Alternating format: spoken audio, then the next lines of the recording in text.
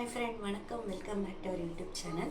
இப்போ என்ன பண்ண போகிறோன்னா, இந்த மச்ச காஞ்ச அரைக்கொட்டை குழம்பு செய்ய போகிறோம். வாங்க ஃப்ரெண்ட்ஸ், எப்படி செய்யலாம்னு பார்ப்போம்.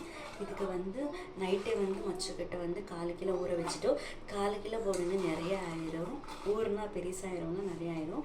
அதனால தான் 4 கிலோ போட்டு இது குக்கரில் வேக வச்சுக்கலாம் ஃப்ரெண்ட்ஸ். வாங்க தண்ணி சேர்த்துக்கலாம். நான் ஒரு 3 விசில் விட்டுக்கலாம் ஃப்ரெண்ட். அது கூட கொஞ்சம் சால்ட்டு போட்டேன் ஃப்ரெண்ட். சால்ட்டு போட்டு அதுக்கப்புறமேட்டு குக்கர் மூடி வச்சிடலாம். விஷல் வரட்டும். அப்படியே குக்கர் மூடி வச்சு கேஸ் பற்ற வச்சுக்கலாம்.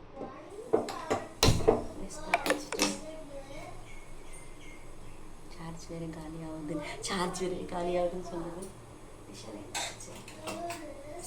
விஷல் போட்டுக்கலாம்.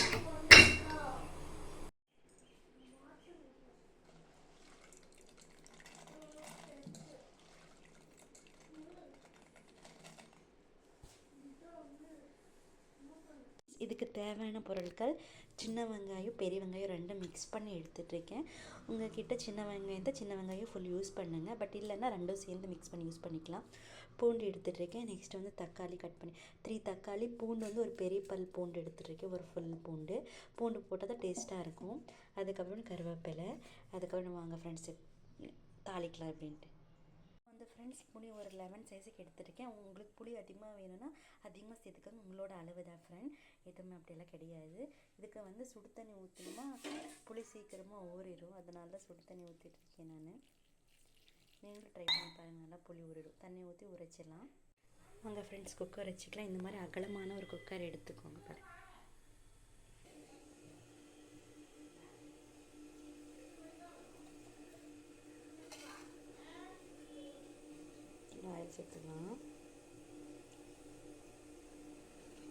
ஆயில் சேர்த்துக்கலாம் ஃப்ரெண்ட்ஸ். எண்ணெய் காஞ்சிட்டு இப்போ கொஞ்சம் ஒரு 1/4 டேபிள் ஸ்பூன் வெந்தயம் சேர்த்துக்கலாம். வெந்தயம் நல்லா பொரிஞ்சதுக்கப்புறமேட்டி வாங்க ஃப்ரெண்ட்ஸ், இப்போ பொரிஞ்சிச்சு. ஆனியன் சேர்த்துக்கலாம். ஹீட்டு கம்மியாக வச்சுட்டு ஆனியன் சேர்த்துக்கோங்க. பூண்டு சேர்த்துக்கலாம். கருவேப்பிலை சேர்த்துக்கலாம் ஃப்ரெண்ட்ஸ். சீரகம் எடுத்துக்க சாமி. வாங்க ஃப்ரெண்ட்ஸ், கிளறலாம். நல்லா இது ப்ரௌன் ஆகட்டும் ஃப்ரெண்ட். அப்போ தான் நல்லாயிருக்கும் டேஸ்ட்டு. தக்காளி சேர்த்துக்கலாம் ஃப்ரெண்ட்.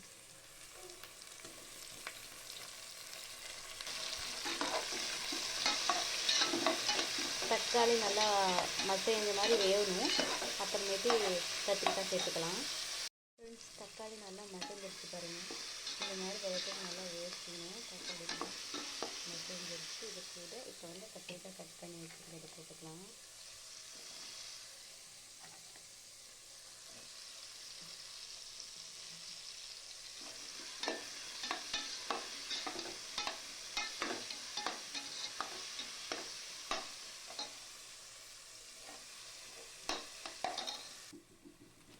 இப்போ ஃப்ரெண்ட்ஸ், வீட்டில் அரைச்சா மிளகாய்த்தூள் 3 ஸ்பூன் சேர்த்துக்கலாம். நீங்கள் தனியாத்தூளும் சேர்த்துக்கலாம், மிளகாத்தூள் தனித்தனியாகவும் சேர்த்துக்கலாம். இது நாங்கள் வீட்டில் செஞ்சது நல்லாயிருக்கும். அதனால நாங்கள் இதே சேர்த்துக்கிறோம். நான் ஒரு 4 டேபிள் ஸ்பூன் சேர்த்துக்கிறேன் காரத்துக்காக. கொஞ்சம் அப்படியே வரமிளகா பவுடர்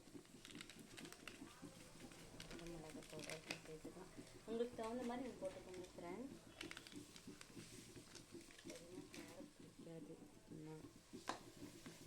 போட்டு நல்லா மிக்ஸ் பண்ணிக்கோங்க. மிக்ஸு மஞ்சத்தூள் கொஞ்சமாக சேர்த்துக்கோங்க, ஒரு டேஸ்ட்டுக்காக.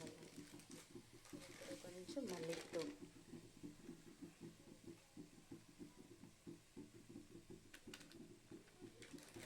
சேர்த்துட்டு நல்லா மிக்ஸ் பண்ணிக்கோங்க.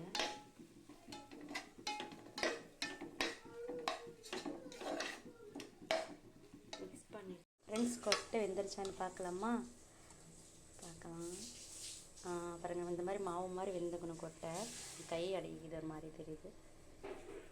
நான் கேமரா வெயிட் பண்ணுறேன் ஃப்ரெண்ட்ஸ். அதனால் பாருங்கள், கொட்டை வெந்துருச்சு. இது வடிகட்டிட்டு அதுக்குள்ளே சேர்த்துக்கணும்.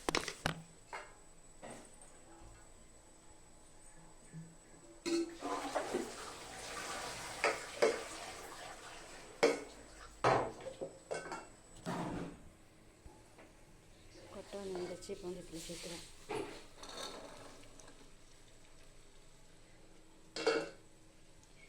சேர்த்துட்டு நல்லா கிளறி விடுங்க ஃப்ரெண்ட். மசாலாவோடல இந்த மசாலாலாம் கொட்டைக்குள்ளே போய் சேர்ந்து நல்லா டேஸ்ட் கொடுக்கும். கிளறி விடுங்க. இப்போ உப்பு கொஞ்சம் போட்டு உப்பு கொஞ்சம் போட்டுக்கோங்க ஃப்ரெண்ட். இப்போ வந்து புளி கரைச்சல் சேர்த்துக்கலாம் ஃப்ரெண்ட். உங்களுக்கு எவ்வளோ தேவைப்பட்டா சாரி ஃப்ரெண்ட், கரண்ட் போயிடுச்சு. நிறைய கிளறி விட்டுக்கோங்க இப்படி.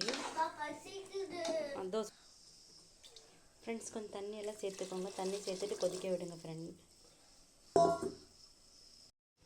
பாருங்கள், இது வந்து கொதி வரட்டும்.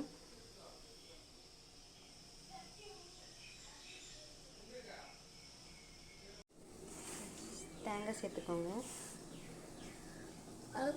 உப்பு ஆட் பண்ணிக்கோங்க.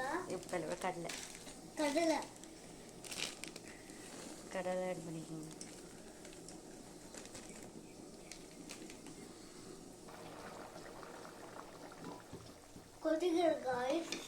குழம்பு கொதிக்குது காய்ஸ். இப்போ வந்து தேங்காய் கடலை சேர்த்துக்கலாம். சேர்த்துட்டு நல்லா கிளறி விட்டு கொதி வந்தால் குழம்பு ரெடி ஃப்ரெண்ட்.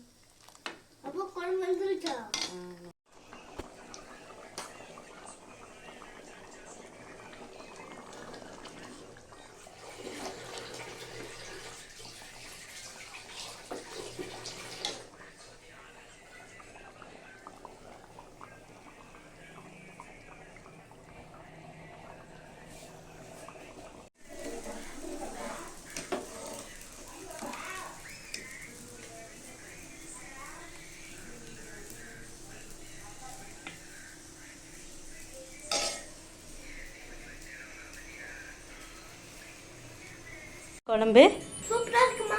டேஸ்ட்டாக இருக்கா? ஓகே சாமி, சாப்பிடு.